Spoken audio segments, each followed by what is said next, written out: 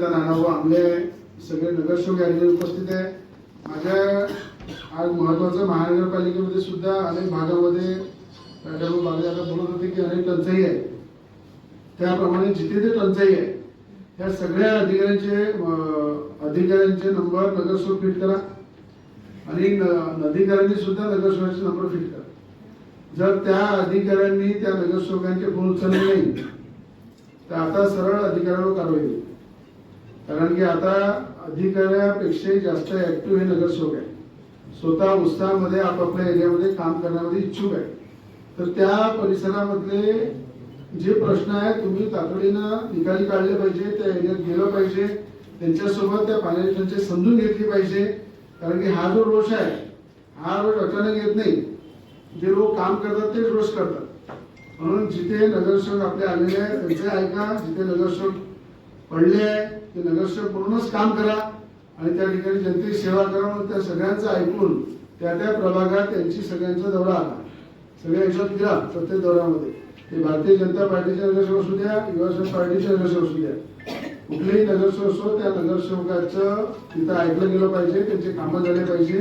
कौशिकजी इथे उपस्थित आहे, आपले दीपक भैया इथे उपस्थित, सगळे म्हणून आपल्या एरियामधलं एक दौरा करा पाहिजे आणि दौऱ्यामध्ये आपण स्वतः महत्वाच्या अधिकाऱ्यांचा आढावा दिला होता। असं नाही की कोणी एखादा छोटा मोठा अधिकारी तुम्ही दिला ते फिरत आहे काय, स्वतः जबाबदार एसीपीसी सोबत फिरा आणि सगळीकडे महापौर तुम्ही उपमहापौर नाही फिरा, महापौरांनी बोलवा, पण लोकांना वाटलं पाहिजे की आपण जर या ठिकाणी महानगरपालिकेने पाणी टंचाईबद्दल स्वतः रस्त्यावरून ते पाहणी करताय आणि अनेक महानगरपालिकेची मी एमजीपीचे प्रधान सचिव आहे त्यांच्याकडे बैठक घेतली।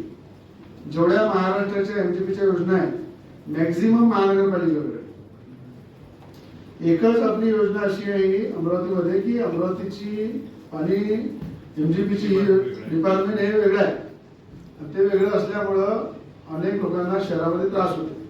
तर लवकर याच्या संदर्भात निर्णय घ्या महानगरपालिकेत, आणि महानगरपालिकेमध्ये जर ही योजना आली तर आपण जवळपास 1000 कोटी रुपये अमरावती शहरासाठी ग्रामीणसाठी नवीन पाईपलाईनसाठी पैसे आणले। ते अमरावतीच्या नगरसेवकांना माहीतच नाही की 1000 कोटी रुपये या ठिकाणी खर्च होत आहेत। तर प्रेझेंटेशन दिलं आहे ना,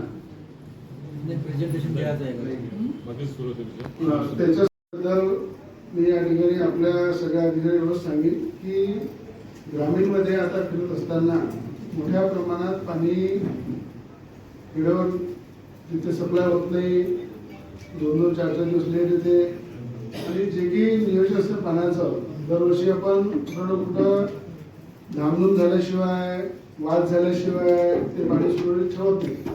तर भातकुली तालुके आपल्या अमरावती तालुक्यामध्ये अमरावती तालुक्यात ज्या ज्या गावामध्ये पाणी टंचाई आहे स्वतः त्या गावात फिरा, त्या गावातून तिथले ग्रामपंचायत सरपंच आहे, उपसरपंच आहे, ग्रामसेवक आहे, त्या सगळ्यांची यादी तयार करून माझ्याकडे पाठवा की या गावामध्ये काय काय अडचणी आहे।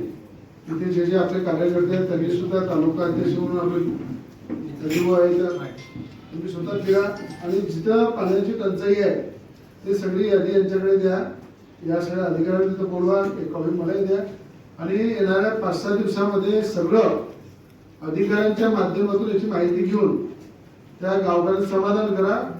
4-5 दिवसानंतर मी स्वतः गावागावामध्ये दौरा करणार आहे, त्या गावामध्ये पाण्याची टाकी आहे, पाण्याची पाईपलाईन आहे, पाणी टंचाई आहे, ज्या ज्या पाण्याच्या विषयी संबंधित ग्रामीणमधले विषय आहे ते सगळे त्या दौऱ्यामध्ये आपण पाहणी करू। ज्या ज्या तलावाचं खोलीकरण आहे, ज्या तलावाचं गाळगडाचे विषय आहे त्याचे प्रस्ताव सगळे तयार करा। हे जर तुम्ही केलं नाही तर आपण 5-6 दिवसानंतर त्या गावामध्ये सगळ्या अधिकाऱ्यांना अडचणीत आणू। म्हणून अधिकाऱ्यांनी स्वतः याच्याकडे दक्षता घेऊन आपण तातडीनं प्रत्येक गावामध्ये जाऊन गावाची माहिती घेऊन, गावाची पाणी टंचाईची माहिती घेऊन येणाऱ्या 5-6 दिवसात अधिवेशन संपायच्या आत सगळी माहिती या 5-6 दिवसामध्ये द्या आणि सगळे अधिकारी आपले जे जिल्हा परिषद मेंबर आहे, पंचायत समिती आहे, तालुक्याचे जे पदाधिकारी सगळे त्याच्यात फिरा। त्याचप्रमाणे अमरावती महानगरपालिकेमध्ये आता उपमहापौर आपल्या